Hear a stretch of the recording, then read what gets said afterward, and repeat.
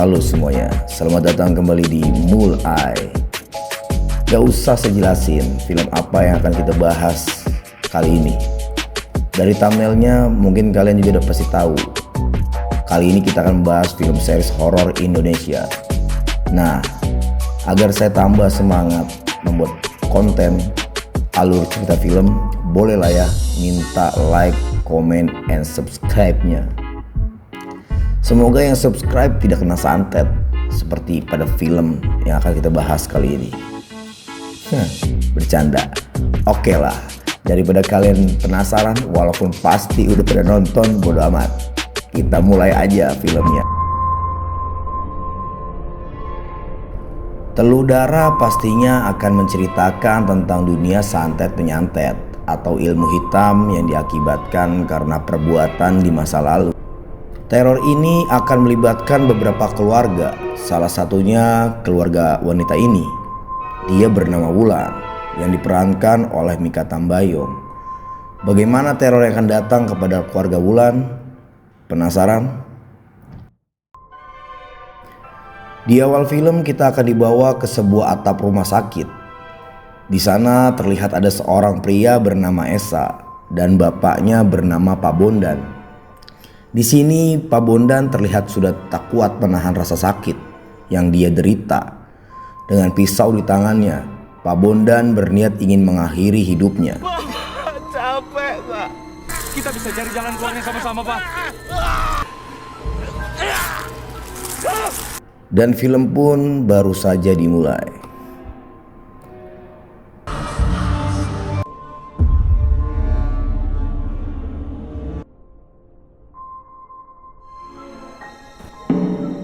Lalu cerita dibawa mundur ke 2 hari sebelumnya, ketika awal Pak Bondan merasakan gejala aneh pada dirinya. Di sini Esa, anaknya Pak Bondan, berusaha menghubungi dokter untuk memeriksa penyakit yang Pak Bondan rasakan. Tapi sayangnya dokter tidak bisa datang sekarang karena masih ada kesibukan yang lain. Pak Bondan terus mengeluh. Dia merasakan sakit kepala yang tidak biasa. Di sini kayaknya Pak Bondan udah merasa kalau sakit yang diderita bukan merupakan penyakit biasa, melainkan kiriman dari orang atau istilahnya santet zaman lato-lato ya. Lalu scene berganti. Di sini dia diperlihatkan dengan seorang wanita yang bernama Wulan.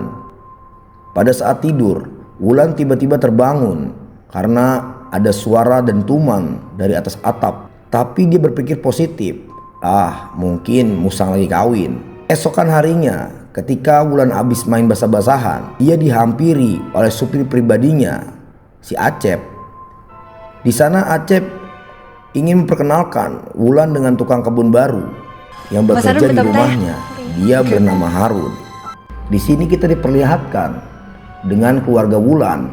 Ada bapaknya yang bernama Pak Ahmad, ibunya bernama Astuti, dan adiknya bernama Wisnu. Ternyata tadi malam bukan hanya Wulan yang mendengar dentuman dari atap. Ibunya dan juga Wisnu juga mendengar lain suara cerita tersebut. nih si bapak. Mau suara sekencang apapun tidak akan ngeganggu ngorok. Lalu ketika Wulan ingin memakan rotinya, Wisnu pun langsung menarik tangan Wulan karena dia melihat sesuatu di rotinya. Ternyata di atas roti Wulan sudah dipenuhi dengan belatung. Mereka pun heran dari mana belatung ini berasal. Ketika mereka melihat ke atas, di atap ada bercak aneh berwarna merah. Pak Ahmad pun langsung menyuruh Harun untuk mengeceknya. Dan ketika dilihat, mereka pun terkejut karena terdapat bangkai musang yang sudah dipenuhi dengan belatung. Di sisi lain, dokter mulai memeriksa keadaan Pak Bondan. Tapi dokter tidak dapat memastikan penyakit apa yang diderita oleh Pak Bondan. Dokter pun menyarankan agar Pak Bondan segera diperiksa di rumah sakit. Tapi Pak Bondan menolaknya karena dia merasakan penyakit yang diderita tidak dapat disembuhkan melalui medis. Kita kembali lagi ke Wulan. Wulan bekerja di perusahaan investasi yang cukup ternama. Di perusahaan itu, Wulan juga dikenal dengan staf yang cerdas. Hal itu dibuktikan dengan skillnya yang dapat menarik beberapa investor untuk diajak bekerja sama. Berhasil dapetin dia. Tidak lama kemudian, Wulan mendapatkan telepon dari nomor yang tidak dikenal. Tapi ketika diangkat, hanya terdengar suara raungan yang menyeramkan. Halo? Pada saat ingin pulang, di dalam mobil Wulan mendapatkan pesan suara dari mantan tunangannya yang bernama Reno. Reno memberitahu kalau ayahnya masuk rumah sakit gara-gara mereka nggak jadi nikah. Info sedikit, jadi Wulan sama Reno sebenarnya udah lamaran, tapi entah kenapa Wulan membatalkan pernikahan mereka. Untuk alasannya ya kalian udah tahu lah ya, udah pernah nonton. Tapi keputusan yang diambil Wulan tetap didukung oleh Pak Ahmad, karena Pak Ahmad percaya apapun keputusan yang Wulan ambil itu merupakan keputusan terbaiknya. Sementara di sisi lain, kondisi Pak Bondan semakin memburuk. Terlihat seperti ada binatang yang berjalan di sekitar matanya. Dengan sakit yang tidak tertahankan, Pak Bondan terpaksa harus dibawa ke rumah sakit. Mata Pak Bondan tidak berhenti mengeluarkan darah. Di sini Esa mulai kebingungan dengan hal aneh yang diderita oleh ayahnya. Pada malam hari, Wulan memasak untuk persiapan makan malam mereka. Rencananya dia ingin memasak daging domba yang sudah dibeli ayahnya dari Citerep. Di sini Wulan kembali dibuat terkejut karena daging tersebut sudah dipenuhi dengan belatung. Pada saat makan malam, hanya Wisnu yang merasakan mungkin keanehan yang mereka alami, dan semua belatung yang muncul adalah kiriman dari seseorang. Karena keanehan yang ada di rumah mereka pernah dialami juga oleh Rizka, temannya Wisnu di sekolah. Wisnu menceritakan kalau kejadiannya sama persis seperti yang mereka alami. Dimulai dari ada suara dentuman di atap hingga ayahnya terkena penyakit aneh dan meninggal dunia. Tapi Pak Bondan dan Wulan gak percaya dengan hal-hal mistis ataupun klinik. Mereka berpikir positif dan merespon cerita Wisnu dengan bercanda. Jangan ini kiriman deh. Belatungnya dikirim pakai pos gitu maksudnya. Itu penyakit kiriman. Kiriman, makanya bingung kiriman. Penyakit ada yang dikirim. Gimana sih? Ya dikirim santet maksudnya, bukan dikirim paket gitu, bukan. Tidak lama kemudian, entah dari mana, tiba-tiba muncul codot yang menabrak pintu kaca rumah mereka. Tapi lagi-lagi Pak Ahmad yang selalu berpikir positif tidak terlalu mengkhawatirkan hal tersebut. Kelawarnya mabuk wine. Sampai nabrak. Dengan semua kejadian yang aneh yang terus muncul di keluarga Pak Ahmad tidak membuat mereka sadar kalau ada sesuatu yang terus meneror mereka. Di tengah obrolan mereka, tiba-tiba Pak Ahmad mendapat telepon dari Pak Bondan. Seakan menyembunyikan sesuatu, Pak Ahmad menjauh dari keluarganya untuk mengangkat telepon tersebut. Di sini Pak Bondan memberitahu kalau sekarang dia lagi sakit, dan dia mengatakan kemungkinan sakit yang dialami merupakan kiriman dari seseorang. Pak Bondan juga mengingatkan ke Pak Ahmad untuk lebih berhati-hati dan segera bertobat serta memperbaiki ibadahnya. Di sini Pak Ahmad tidak terlalu memperdulikan perkataan Pak Bondan dan dia menyuruh Pak Bondan untuk beristirahat terlebih dahulu.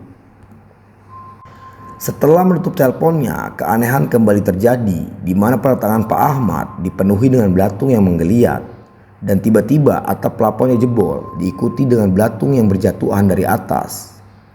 Sementara itu Pak Bondan kembali merasakan sakit yang luar biasa. Terlihat banyak kelabang yang keluar masuk dari hidung, mulut, sampai matanya. Disinilah scene yang kita lihat di awal film tadi. Pak Bondan yang sudah tidak tahan kemudian mengambil pisau dan keluar dari kamarnya menuju ke atap rumah sakit. Hingga akhirnya Pak Bondan menusuk matanya sendiri dan jatuh dari atas gedung rumah sakit.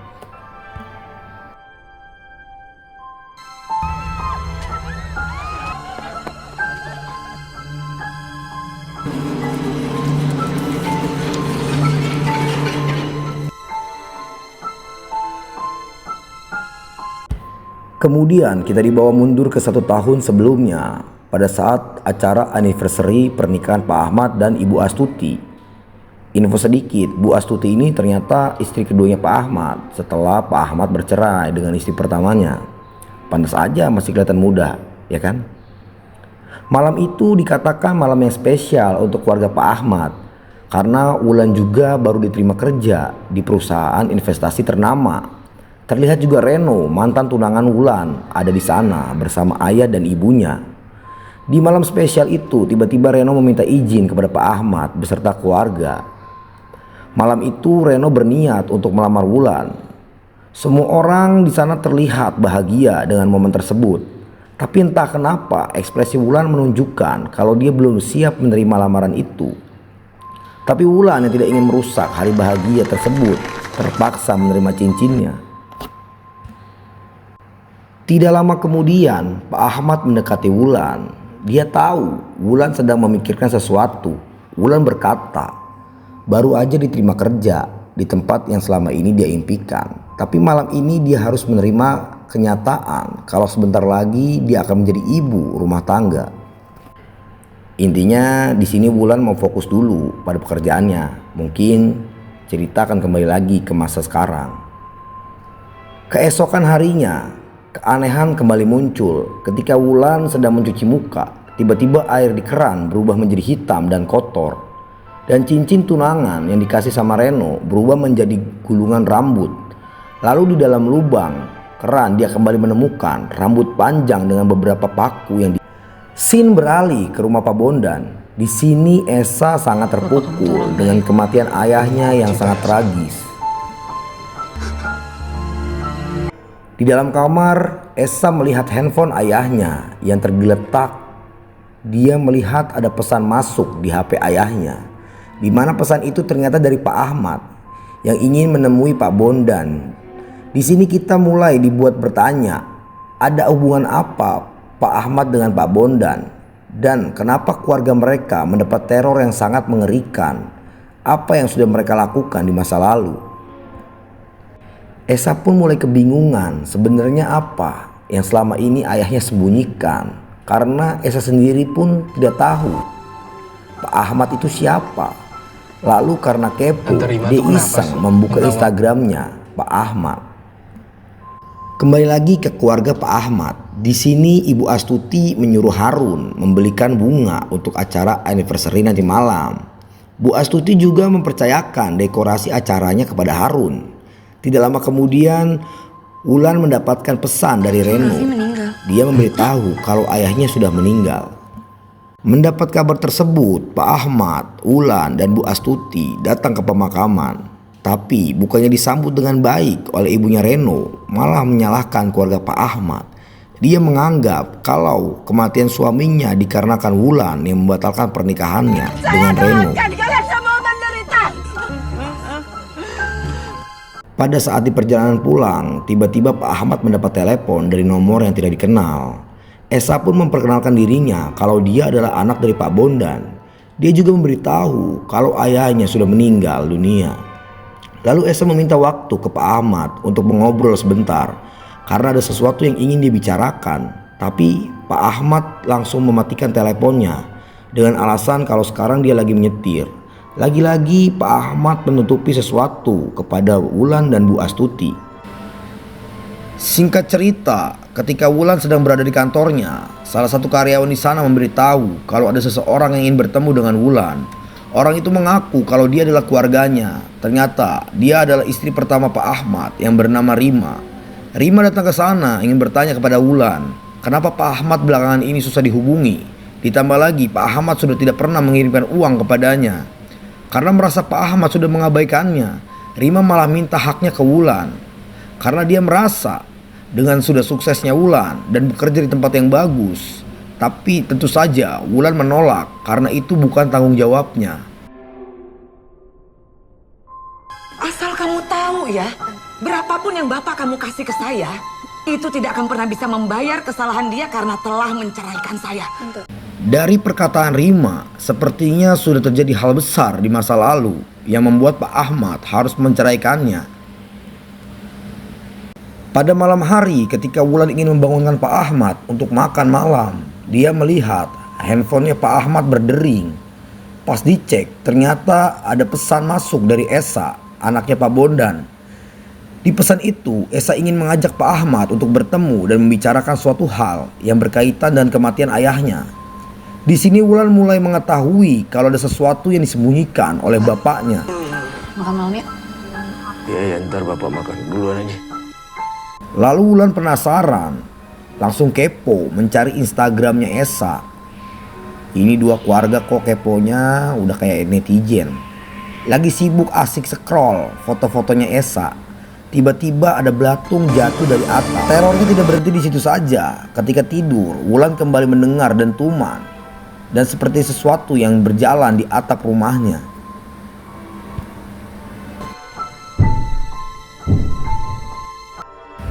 Keesokan harinya di kantor terlihat Wulan dan atasannya baru saja selesai meeting dengan calon investor mereka.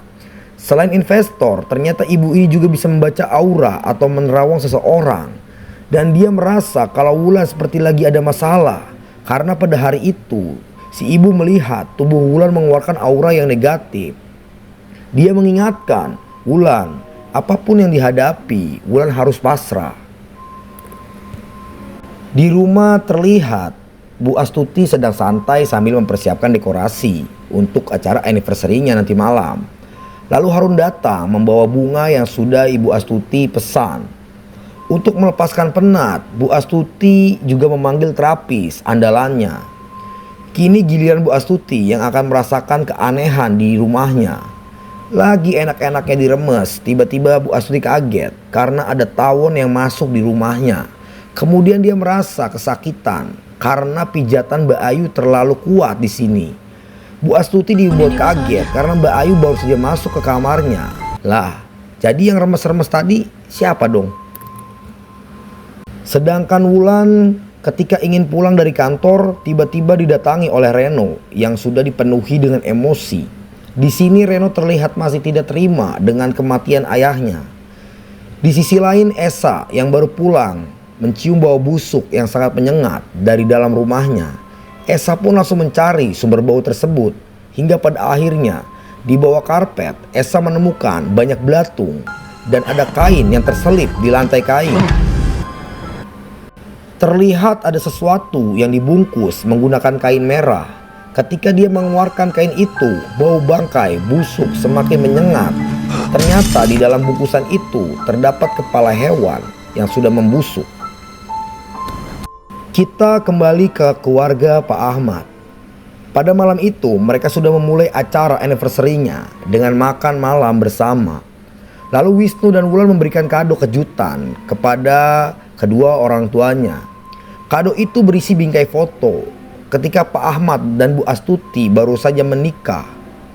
Tapi sayangnya bingkai itu terlihat pecah karena Wisnu yang ceroboh tidak sengaja memecahkan bingkai foto tersebut ketika ingin membungkusnya. Nih pas bulan baru lahir ini. Oh ya? Nanti kalau dia nyanyi aku ilmu. Ketika sedang menikmati kue anniversary-nya, teror kembali terjadi, di mana Pak Ahmad tiba-tiba perutnya merasa sakit yang sangat luar biasa. Bahkan dia sampai muntah darah. Semua orang menjadi piknik dan mereka dengan cepat langsung membawa Pak Ahmad ke rumah sakit. Terlihat di atas meja bunga pesanan yang dibawa oleh Harun seketika menjadi layu dan mati. Kita juga melihat pada bekas muntahan Pak Ahmad terdapat beberapa paku yang cukup besar. Nah, episode pertama dan kedua pun selesai. Gimana? Kalian sudah bisa membuat kesimpulan atau gambaran siapa pelaku yang mengirimkan santet ke keluarga Pak Bondan dan Pak Ahmad? Apakah istri pertama dari Pak Ahmad yang kesal karena sudah tidak pernah dikirimkan biaya hidup? Atau jangan-jangan si Reno mantan tunangan Wulan? Tapi kalau Reno kayaknya bukan deh ya. Karena bukan hanya keluarga Pak Ahmad aja yang kena santet, tapi juga keluarganya Pak Bondan. Sedangkan si Reno sendiri pasti juga nggak kenal sama Pak Bondan. Tapi ya nggak tahu ya, lihat aja nanti next episode. Oke teman-teman, tetap pantengin terus channel Mulai ya, biar kita tahu bagaimana nasib Pak Ahmad selanjutnya.